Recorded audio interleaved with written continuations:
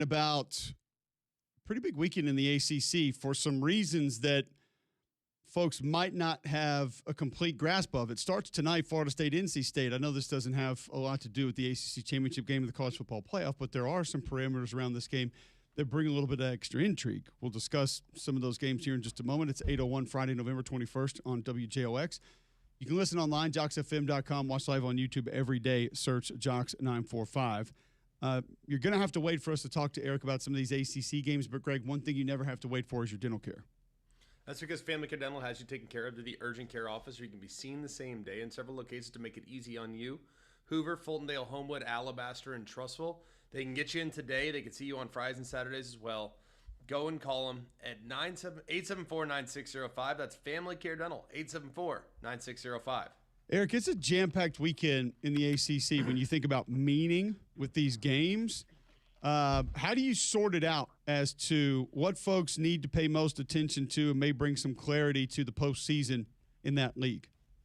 Yeah, man, there's a bunch of intrigue, like you said, and I think that's it's what's made college football so crazy, but also so fun this year. You know, you look at the SEC, that game's not solidified. You look at the ACC, there's still this big old tie up at the top, and certainly Georgia Tech has an opportunity this weekend. We're down here in Atlanta with the Yellow Jackets. The ACC huddle will be here, and we get to see them potentially clinch as they welcome Pittsburgh, to the A here, who also only has one conference loss. So if the Yellow Jackets get that done, which is a night game tomorrow night, then they clinch. They're in. They get their spot in Charlotte.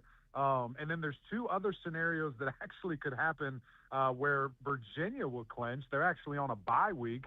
But if SMU loses, Pittsburgh loses, they have an opportunity to clinch that now this weekend, not playing. And then they will play Virginia Tech on rivalry weekend next week. But there's also a situation where SMU can keep their hat in this race, which is just really crazy to see how that can happen. And a team, in the ponies there who, probably were kind of tossed to the side after losing a couple of games early in very close fashion there, some Big 12 crossover games.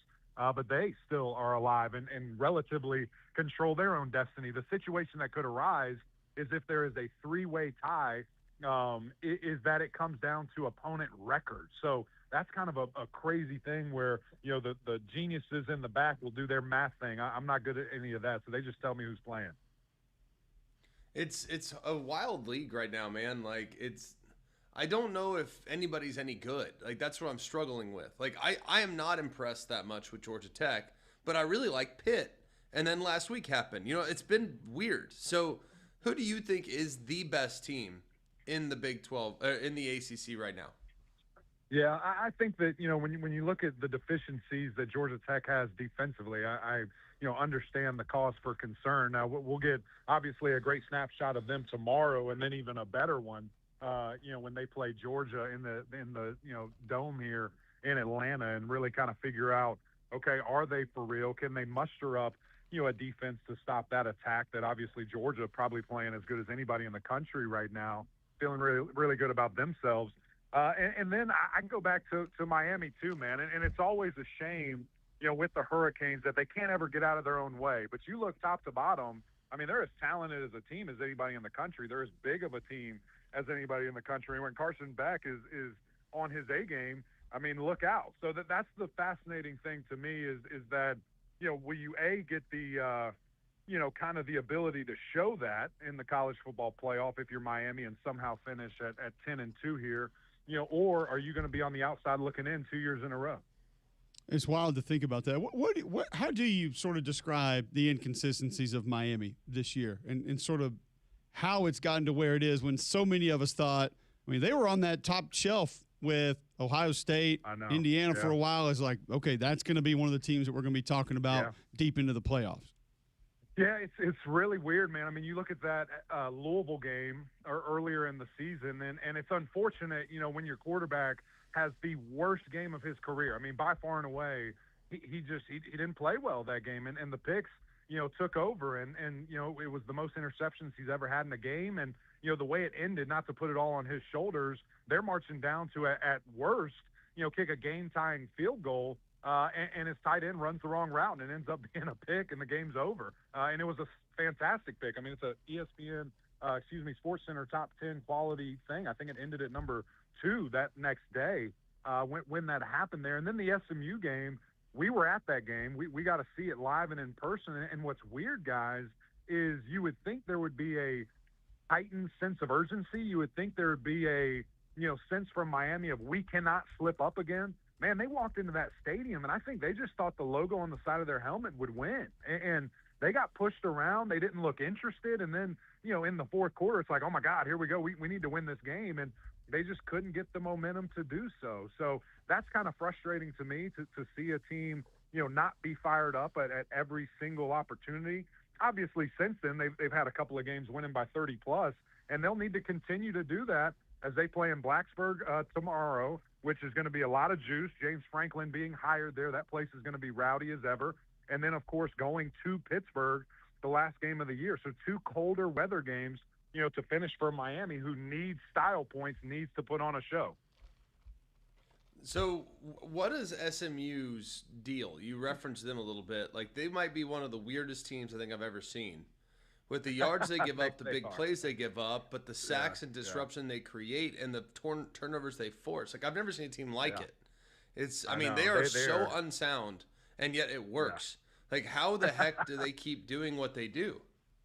Yeah, there's beauty in chaos, right? I mean, it's one of the fascinating things. Like you said, their pass defense is one of the worst in America. I mean, it makes no sense. And yet it's feast or famine, because if they can get their hands on the football, they will, and they'll go score. I mean, it's crazy to see how many busts there are, how many wide open guys, and yet in the other sense, they lead the country in turnovers. So it's turnovers forced. It's a crazy feast or famine there. They're great at stopping the run. They've got big nasties up front, and they can rush the passer. So it's a really weird, kind of inconsistent thing there that, I think it's a corner question and some linebackers in coverage that, at the end of the day, just can't be as athletic and make plays like you want. But then you look on the other side of the ball, and Kevin Jennings, who I think is a great quarterback, has been severely limited all year long. I mean, this guy's had a hurt ankle since the second game, and it's just like every other game or every third game, he injures it again. And so his superpower has essentially,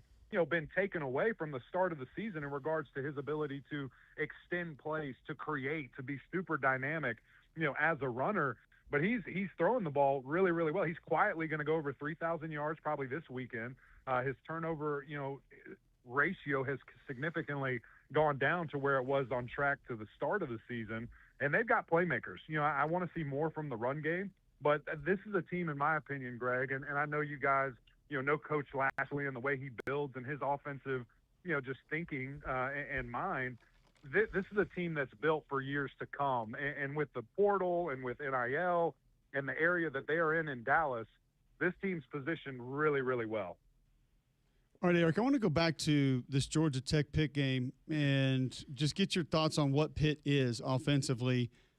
Mason Heinzel last week, a lot of folks were getting excited, pumped up, 423, 304. The last 2 games had 2 300-yard games in the 3 previous to that. Last week, 16-33. And that's a good defense. I get it. 3 interceptions in his last 2 games. What is this Pitt offense in your opinion right now?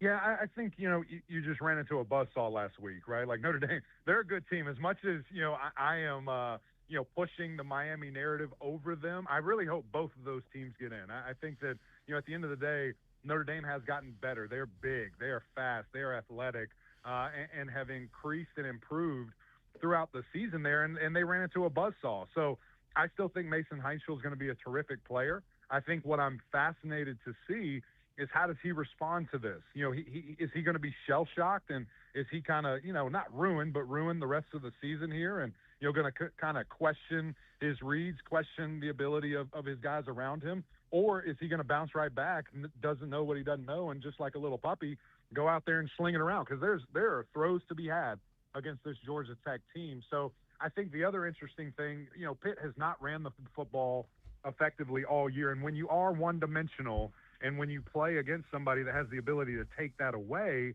in regards to their high-octane passing, that's when you struggle. And so that's something that, as obviously they're going to have to continue to work on. You got Desmond Reed back there as a running back who is terrific and an All-American caliber player, but he's 5'8", maybe, and 170 pounds, 165 pounds. I mean, you get a finger on him, he's going down. So you need somebody who can run between the tackles, have that consistent play there, and unfortunately Pitt does not. Now, defensively, I think they're as good as it gets and going to provide some unique challenges, to Georgia Tech this weekend. Is Desmond Reed going? I thought he was hurt. He's questionable. He's been questionable every single game this year. But again, that goes back to being 5'7", 160. Yeah, I'm about to say he lives a life of being questionable, I would imagine. Like, I love that kid, man. He's a great player. I thought he was out. I hadn't checked the most recent update. So glad to hear that he might be a go. What is it about kind of the bottom part of the league? I know this is not a hot topic of debate right now, but I like Virginia, I like Georgia Tech, I like the top of the league, but the bottom, man, the bottom has completely fallen out of the ACC. Is this just kind of a 1-year glitch, or is this something that could be a problem long term because it's really dragging down all these strength of schedules across the board? Yeah, I mean, I think that it's interesting that it does in our league, but it doesn't in other leagues, right? Like, I mean, you look at well, some the conferences. Bottom is lower in your league. That's the only problem. Like, I don't know. The what's lower? The bottom is lower. Like Boston College, for example. Like, Boston College was always a very steady, solid. They're going to get you 5 or 6. Maybe in a good year they win 8. Like, they were going to be a hard-playing, tough team to play against. Yeah. And now they're 1-10. You know what I mean? It's like the bottom's just falling out this year. It's wild. Yeah. I would be interested to see Boston College and Arkansas on the same field. That would be interesting. Would you? To you? Yeah, of course. Everybody wants to watch that for sure. Let's be real. Yeah, I think we pay a lot of money. But no, I think you're right. I mean, it's an interesting world that we're in, that if your top's going to be really, really good, the bottom has to be really, really bad. And I think there's some sacrifices that have to be made for any given conference to really have that. And so, does it hurt strength of record? Sure. And that's why I would challenge, people to really schedule out of conference, and why I want to see more of that, and why the ACC is pushing next year, to have that. I think it's a guarantee that you have to have X number of other Power 4 teams. You can't just have, a 4 FCS game non-conference schedule on top of your conference schedule there. So, things that have to be addressed, and things that, when you play those games, those out-of-conference games, you've got to win them. That's when we know perception is really created. Yeah. Eric, we appreciate the time, man, helping us make sense of some of the ACC slate this weekend. It'll be a good one this weekend, next week for the ACC, and we'll catch up with you again soon. No doubt about it, brothers. Appreciate y'all always. Have a great day. There you go. Eric McLean in Atlanta for Pitt, Georgia Tech this weekend. That'll be a good one. A couple other ones in the ACC. We'll give you our final thoughts on those next right here on Jocks.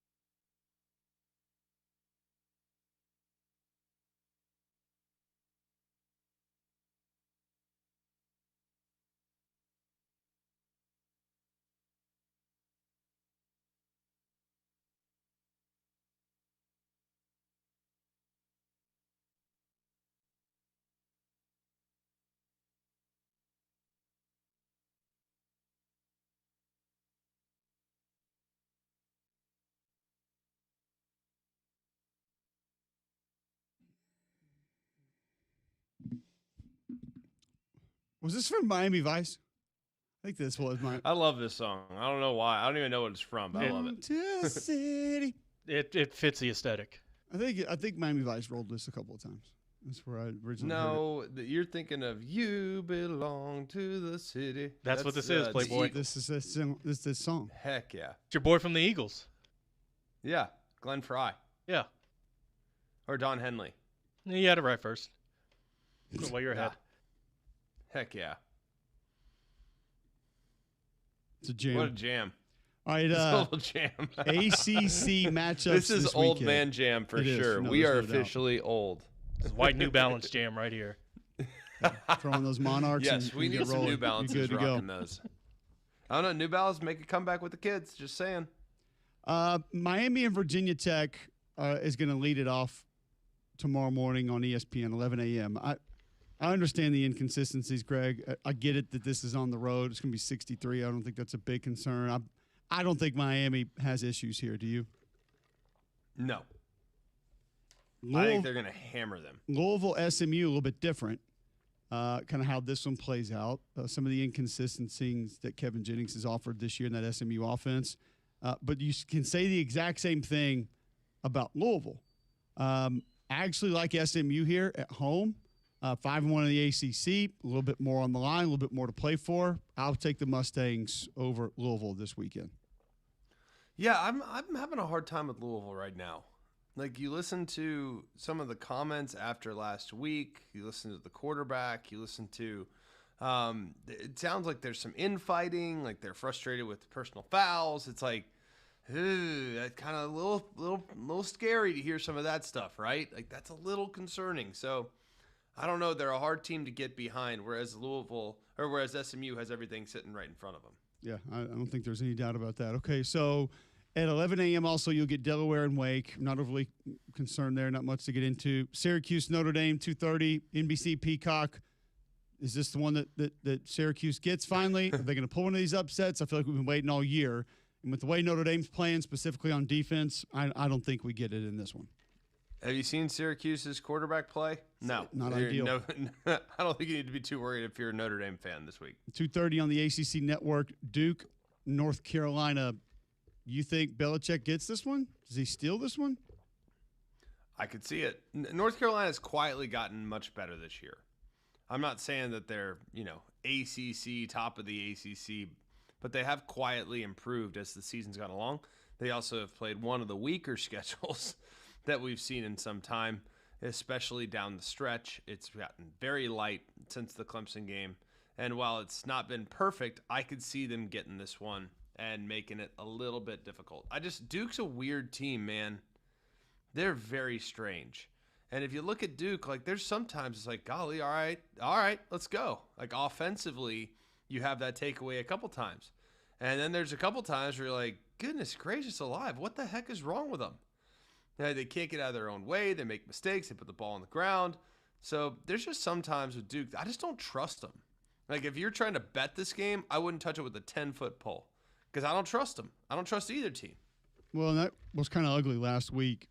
Passing game couldn't get going. Mensah looked – he didn't throw in the reception as he did throw two of the week before when he actually looked pretty good at UConn. But nonetheless, if he's not going and he's not getting the offense going the way that it needs to, and the run game has been solid. The offensive line's been good this year, but his inconsistencies, I think, can't show up if they're going to find a way to get this game. I'm still going to go Duke here. I just think more firepower. I think overall, even though on the road, a little bit of a better football team, don't like a -6.5, I'll say that. Furman, Clemson in the ACC. Pitt at Georgia Tech. We got excited about this Pitt passing game last week. Does it get back on track, or is this sort of a Haynes King special? Georgia Tech keeps this game the way they want it to go and find a way to get a win, and they go into Georgia Tech 10-1, or go into the Georgia game 10-1. Am I crazy for liking Pitt here? I think so. But this is kind of Georgia Tech all year, though. And I kind of struggle sometimes to want, and I'll throw myself into this mix. Like, I have trouble falling in love with Georgia Tech.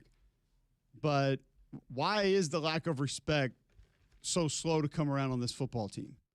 What's not to like? Veteran quarterback, dual threat quarterback, offensive line gets after you. They play hard. I think they play hard on defense. Eric Rivers can be a guy that I think you were going to depend on at the beginning of this year, that you looked at and said, okay, specifically without Singleton, like what's it going to look like? He's been good enough. Hasn't gotten into the end zone much, but I think now they've spread the wealth just a little bit more. I just don't know what's not to like about Georgia Tech. Am I saying they're a dominant team? Their defense. It's very simple. Like I love their offense. Like I got no issues with their offense at all. I think they got good juice at wideout. I got good catch and run guys. I think Haynes King's a grinder. Like I think he's a really solid football player. I don't think he's elite. I think he's a really solid football player. I think the offensive line plays hard. I like their back. Like they have everything you want on offense. I just think their defense is brutal. Like they don't have anybody up front that I'm like, all right, that guy scares me. I look at the back end. Their safeties have a tough time in one-on-one. They don't do a good job of collisioning at the second level. Like they don't have. They don't have one aspect of their defense that is fearful. Well, specifically inside, and then you could even. I mean, the Sebastian Harsh kid on the edge sometimes has been okay, but the interior of that group, and maybe this is part of why there's some hesitancy. Is, I mean, who have they played this year that truly challenges you north and south? Because we know how Wake manages quarterback run and how that goes. I mean, Duke might be the team more so than anybody else that just goes right at you that they've played this year. But Duke's more of a drop back passing attack though. Like they're not really like going to pound you. But which goes further to my point of, I mean, maybe Boston College was going to try to, but we know what that. I mean, dude, if you watch the NC State game, you will not like Georgia Tech anymore. I'm just telling you. I get it. Because they ran right at them. But I try not to let it, put teams with one-offs and say, I mean, you could watch Alabama, Oklahoma last week and say you don't like Ty Simpson. I mean, that's all you watched. So, but I'm with you. So, they're not very disruptive, specifically inside. I just don't know how much difference that's going to make in this game. But yeah, I'm riding with Georgia Tech. They can cover them. I think Georgia Tech. You take Georgia Tech. I'll take the Pittsburgh Panthers. There you go. You can have them. Let's ride. Cal Stanford. I'm going to have that one. I like the over on that game too, by the way. 47.5. Could see that. We'll talk to Stanford Steve about that one coming up at 9:30 today. Before we go any further, you guys need to know at some point in time, I can tell you this, it's not going to be Baton Rouge this weekend. Anybody want to take a guess at the game time temperature for Western Kentucky at LSU? 70? Double digits away. So I'm 10 plus away. 60. No. 84. 80. What? Nothing says lettuce weekend in the SEC like 80 at kick. Like wilted lettuce. I just want some. Are you going to sweat? I just want some football weather. That's all I want. Are you going to sweat? He was 75 at kick in Como last week. Just need some football weather, folks. That's it. I don't know. First of all, send football me to weather the Big Ten. Exactly. I got plenty of places you can go for football weather, big guy, and I don't think you're going to want to go there. I'm just telling you. I don't understand why you hate temperatures in the 80s. Why is that? I love temperatures in the great. I love temperatures in the 80s in September. Not late November. I need my football weather. Like this is supposed to be dreary, cold, foggy, drizzle.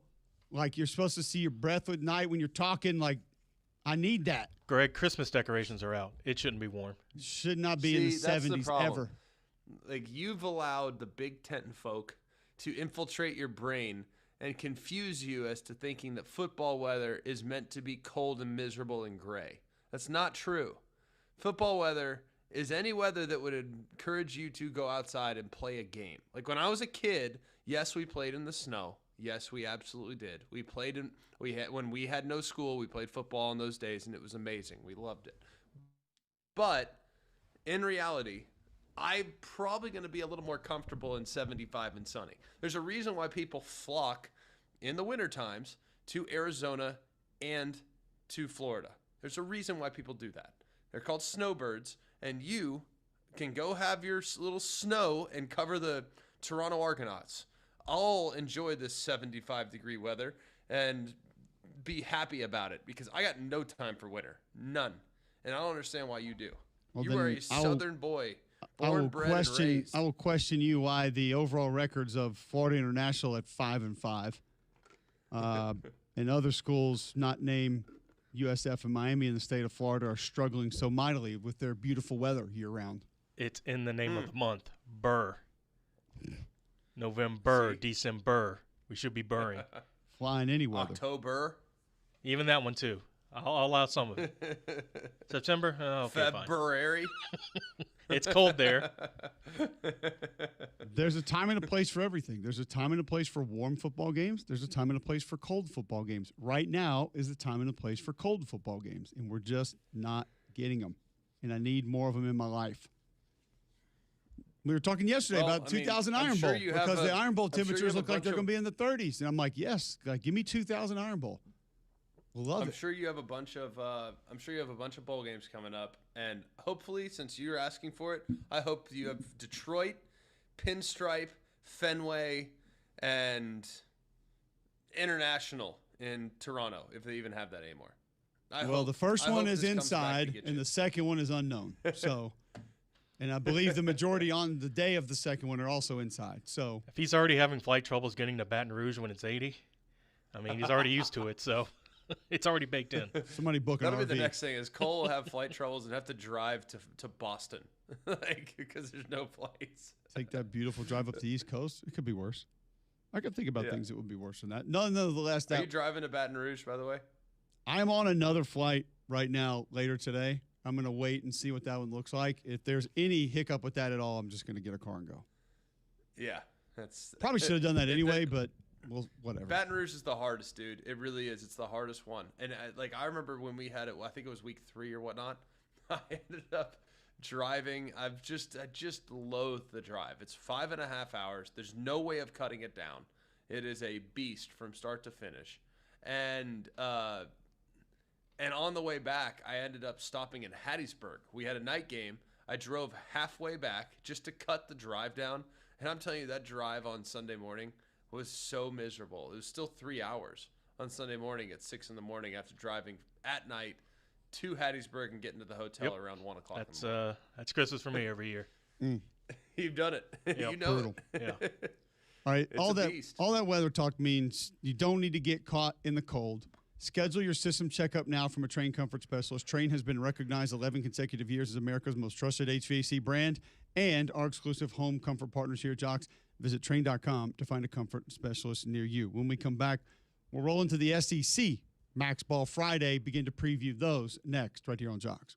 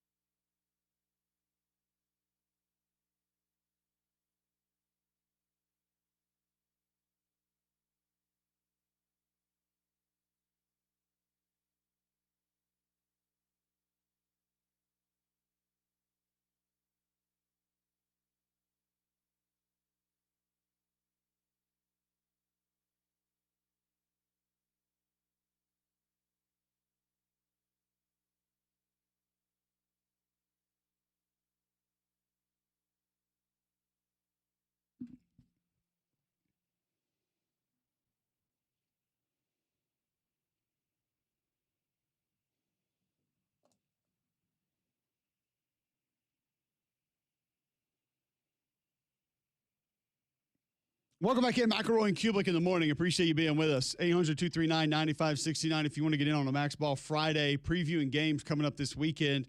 Yes, the slate is a little bit lighter, but you still need to be careful with what's going to be out there. We're going to move into the SEC, break down a couple of these games coming up this weekend.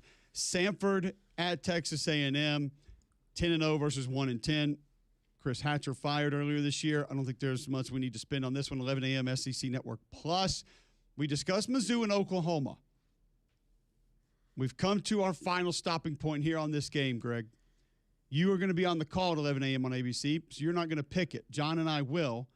Mizzou at 7-3, Oklahoma 8-2. There's a lot on the line for Oklahoma. Home field advantage is going to be big for the Sooners. As you pointed out earlier, if this was a 85-90% Bo Prabula, hell, maybe 75% Bo Prabula. Yeah. Which I still wouldn't love because you're going to at least need to be able to maneuver in the pocket some against this group. I would be on Missouri here. I think Missouri's defense gives this team a lot more trouble than people are imagining. And all that has to do with Oklahoma. But I know how the Missouri linebackers and secondary like to play downhill. I just gave you some of what Missouri is able to do to be able to complicate things in different situations, like a Darius Smith being a spy or a star or an edge rusher. They can be problematic in different ways. If that was the case, I think I'd be on Missouri to win this game. I cannot take Zollers to go win this game at Oklahoma against that defense. I just can't do it. But I think there are reasons it'll be interesting, fun, intriguing. Not even sure they cover, but I am going to take Oklahoma to win at home. John, what direction you going? I want to have Missouri win this game, and I think it will be competitive for a bit, but I think when it's all said and done, OU's got too much, especially, I'm assuming, without Prabula. If he plays, okay, maybe it'd be closer than otherwise, but even still, I think OU wins the day no matter what. What do you think decides this one, G-Mac? I think it's turnovers. I mean, that's been the story of the season so far for Oklahoma. If they turn you over, they win. I mean, the two games that they had turnovers, they won those games on the road against good quality competition. And it's hard to win on the road in this league. You know that. I mean, but Mizzou can force some mistakes. Like they're good in their pass rush. I think they can force Mateer into making a mistake or two. I also think that when you watch Oklahoma, they're not an offensive unit that just really scares you. You know what I mean? So I think it's going to be short fields. I think it's going to be low scoring. I think a mistake or two either way would tilt it in one direction or the other. I think it's going to be about mistakes. Like, which team loses the game? Like, honestly. And I know it's a weird way of talking about it, but team's going to lose it tomorrow, I think. I don't know if there's going to be a team that can go out there and just flat out secure it with their own offensive opportunism. So there we go with Missouri and Oklahoma. GMAC on the call at 11 a.m. on ABC. Charlotte's at Georgia at 11:45 on the SEC Network. We're not going to spend too much time on that one.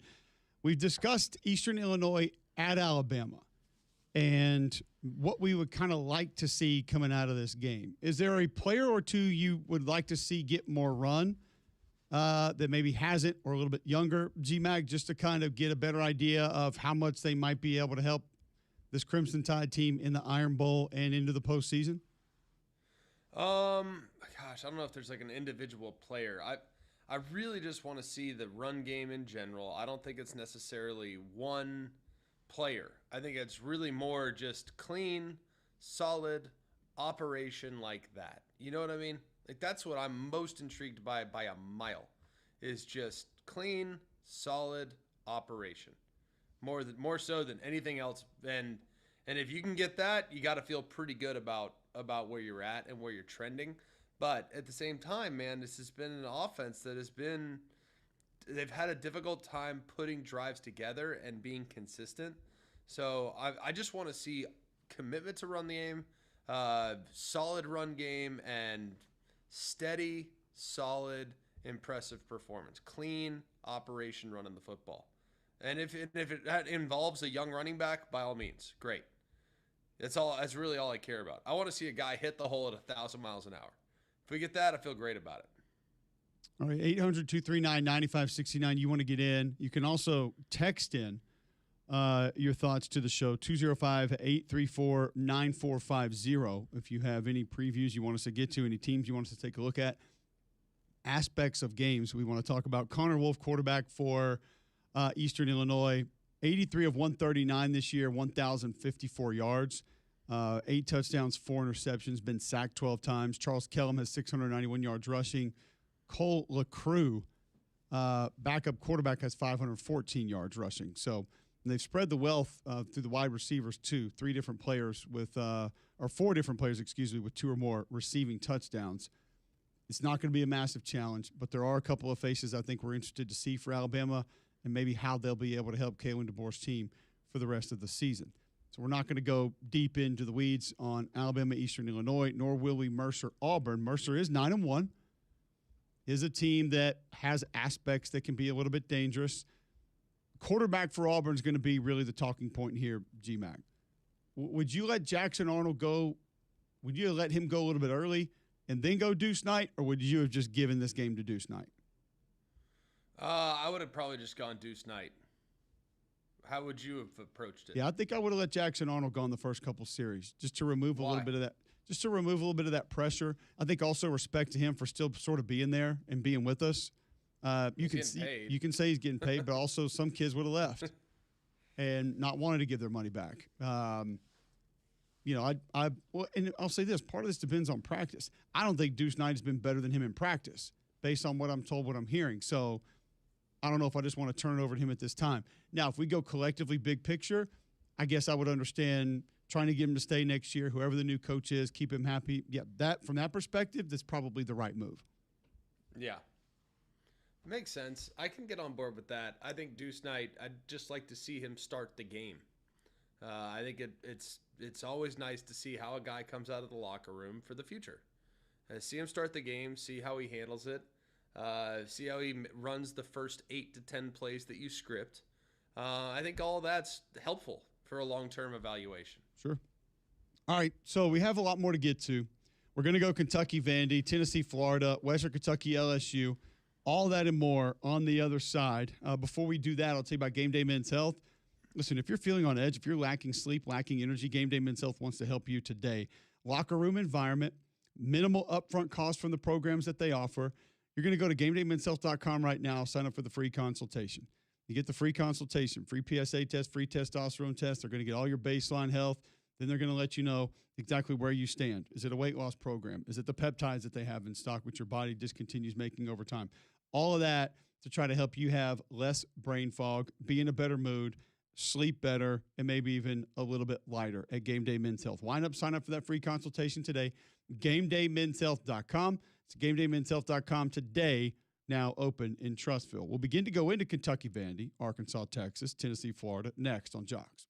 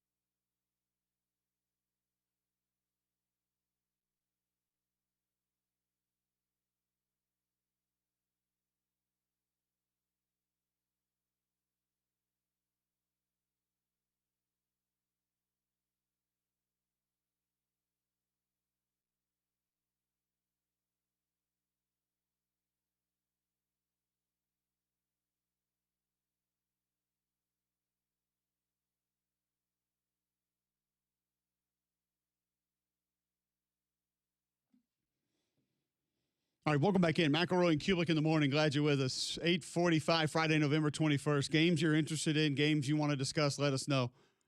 We get to those here today on a Max Ball Friday.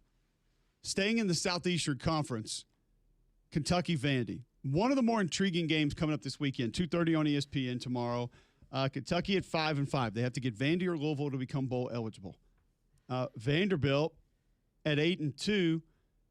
Some eyes, even though maybe from a distance, Greg, on the college football playoff. I haven't even seen like the mathematical. I know the math percentages on them to get in, but like the scenarios. You gotta math it up. Well, no, but the scenarios of like who needs to lose to who and how much needs to go wrong for the. When some of it was laid out to me, I was like, okay, stop. They're just not getting in. Like we're good. Yes. It's okay. Just let's move on. Nonetheless, still a lot to play for this Vanderbilt team.